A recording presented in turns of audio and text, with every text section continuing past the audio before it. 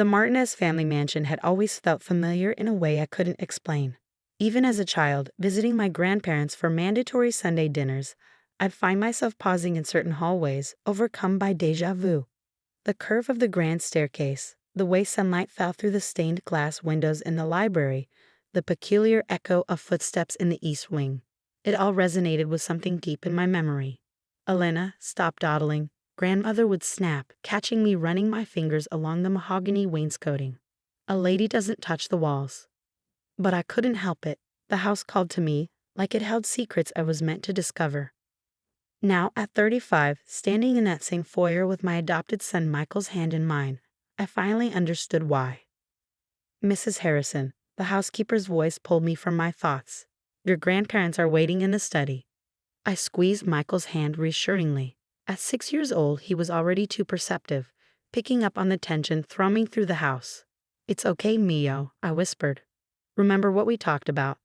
He nodded solemnly, his dark eyes serious beneath his unruly curls. "Best behavior. No whining. No touching anything." "That's right. This won't take long." But as we approached the study, I knew I was lying to myself. This conversation had been brewing for months, ever since I'd announced my decision to adopt Michael. My grandparents' reaction had been predictably cold. "A Mexican orphan," grandmother had said during that first phone call, her voice dripping with disdain. "Really, Elena? If you're so desperate for a child, we could have arranged a proper adoption. There are agencies that specialize in better backgrounds."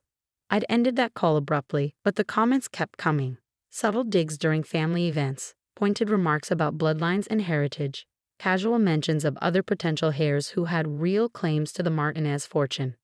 The study door swung open, revealing my grandparents in their usual positions. Grandfather behind his massive desk, grandmother perched on the antique settee by the window. They looked like aristocrats from another era, which I suppose they were, in their minds at least. "Elena," grandfather's voice was clipped. Punctual as always, his eyes fell on Michael, narrowing slightly. "I see you brought the boy." "Michael," I corrected firmly. "Your great-grandson's name is Michael." "Please sit." Grandmother gestured to the leather chairs facing the desk. "Maria, bring us tea, and perhaps some juice for the child." Michael climbed into one of the oversized chairs, his feet dangling above the Persian carpet. He looked so small in that imposing room, surrounded by oil paintings of stern-faced Martinez ancestors. But his spine was straight, his expression composed. Pride swelled in my chest. My son might not have their blood, but he had more dignity in his little finger than they had in their entire bodies. "We've asked you here today," grandfather began, shuffling through papers on his desk, "to discuss a matter of some delicacy. As you know, your father's passing last year significantly altered the family's succession plans. My father's death had been unexpected. A heart attack at 58. We hadn't been close, his dedication to the family business leaving little time for actual family, but his death had still left a hole in my life. More significantly, it had left a hole in the Martinez family hierarchy. As an only child, I was suddenly next in line for everything: the business, the properties, the responsibility of carrying on the family name. The Martinez legacy spans 6 generations, grandmother added, accepting a teacup from Maria. 6 generations of careful marriages, strategic alliances, and proper breeding. Surely you understand why we have concerns about your recent decisions. "If you mean my decision to adopt Michael," I said evenly, "I don't see how that affects anything. He's my son, legally and in every way that matters." "But he's not a Martinez." Grandfather's voice was sharp. "Not really. The family trust is quite specific about bloodlines and inheritance. We've had our lawyers review everything, and they agree. Adopted children have no claim to the primary estate." I felt Michael stiffen beside me. Though young, he was old enough to understand rejection when he heard it. I placed a protective hand on his shoulder. "That's fascinating," I replied, keeping my voice steady. "Especially since I distinctly remember you telling me that family was about more than blood when you took me in after my mother disappeared." The temperature in the room seemed to drop 10 degrees. Grandmother's teacup clattered against its saucer. Grandfather's face went through several interesting color changes. That was different," he sputtered. "Was it? Because I've been thinking a lot about that lately." About how quickly you stepped in to raise me when Mom vanished. About how you never seemed to look for her, never filed a missing persons report. About how familiar this house has always felt. Elena, grandmother's voice held a warning. Some things are better left in the past. But I wasn't finished. I hired a private investigator last month. Would you like to know what he found? Grandfather stood abruptly, his chair scraping against the hardwood floor. This meeting is over. Take the boy and go. His name is Michael, I said again, standing as well. And we're not going anywhere until we discuss the DNA test results I received yesterday. The color drained from grandmother's face. Grandfather gripped the edge of his desk, his knuckles white. In the heavy silence, I could hear the antique clock ticking on the mantel, marking seconds that felt like hours. What DNA test? Grandmother finally whispered. I reached into my bag and pulled out a sealed envelope. It's interesting, isn't it? How much family secrets can cost. How much people will pay to keep them buried. But you know what's even more interesting? I placed the envelope on grandfather's desk.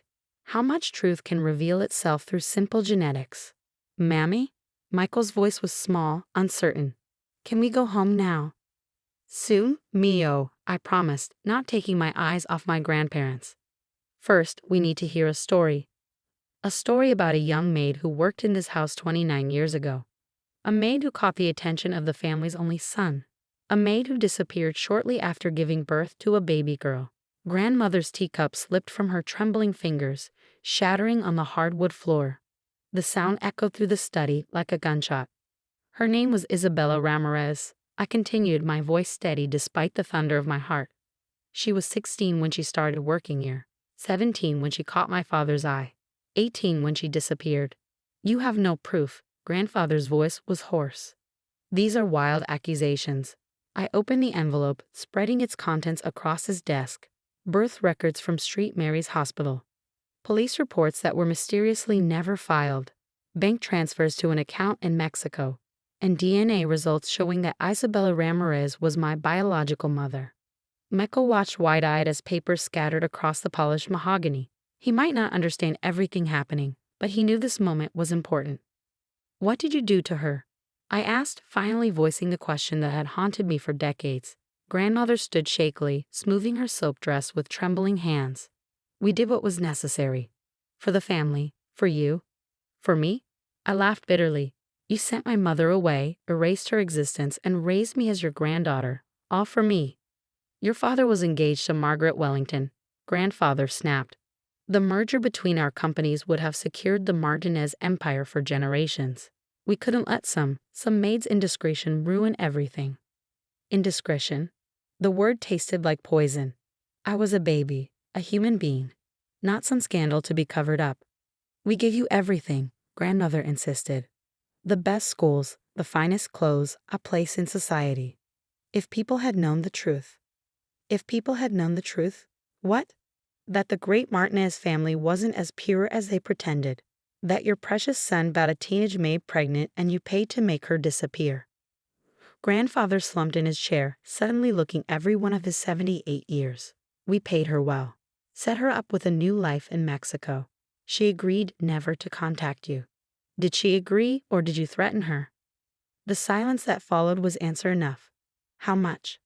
How much did my mother's silence cost? $50,000, grandmother whispered, and a promise that you would be cared for. The number hit me like a physical blow. $50,000. That's what they thought a mother's love was worth. That's what they paid to steal my heritage, my identity, my truth. And now you have the audacity to tell me my son isn't real family? I pulled Michael close to me. That he doesn't deserve to inherit because he's adopted. Because he's Mexican. That's different, grandfather began. But I cut him off. No, it's exactly the same. You're still trying to control who belongs in this family based on your twisted ideas of blood and status. Well, guess what? By your own logic, I'm not a real Martinez either. I'm the daughter of a Mexican maid you paid to disappear. But you're still blood.